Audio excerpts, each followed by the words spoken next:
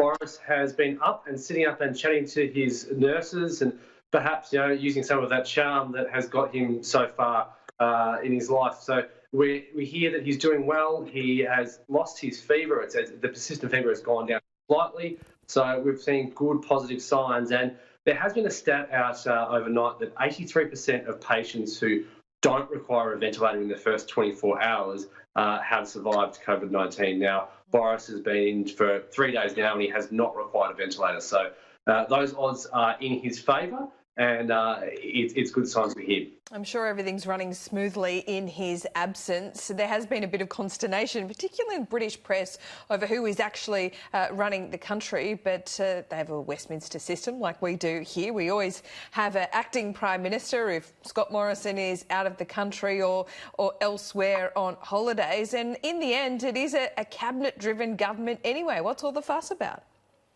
So they say, Laura, but we've got human beings involved in this, and Michael Gove, he was probably one of the people that would have been considered for the top job, but we've had reports today that Dominic Raab was actually given the role as acting Prime Minister because he was trusted, and the trust was based on his fervent passion for leading the EU.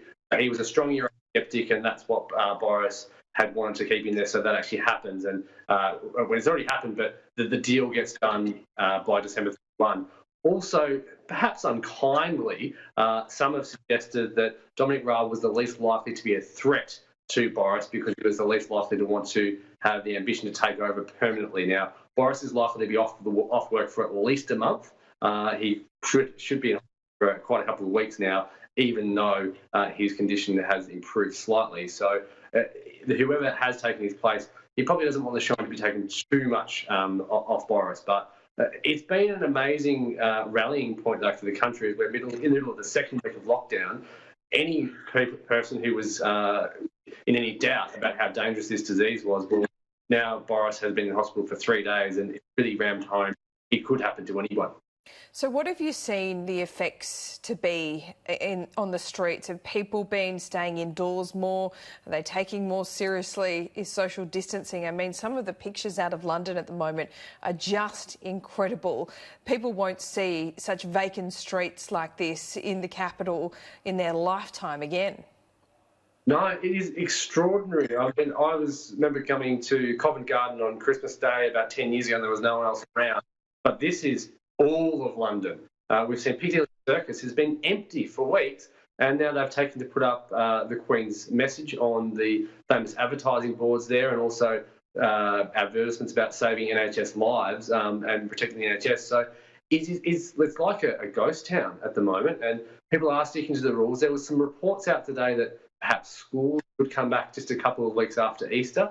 There was a little bit of rebellion in the cabinet with a minister leaking that to the Times, but it has been squashed this evening, my time, with the Downing Street saying that is not going to happen. The lockdown is likely to continue, and they're not even giving us a time frame of when the review will be. We were supposed to have a review on Monday, but that's not even guaranteed to have an announcement of what that review might be. So the death toll was extraordinary and extraordinarily grim today. It was 938. Now, some of those figures included yesterday's numbers, which hadn't been counted, but it is still the biggest daily death toll, and it was higher than at any point in the Italian outbreak. Just quickly, what's life like there in London for you, for a journalist?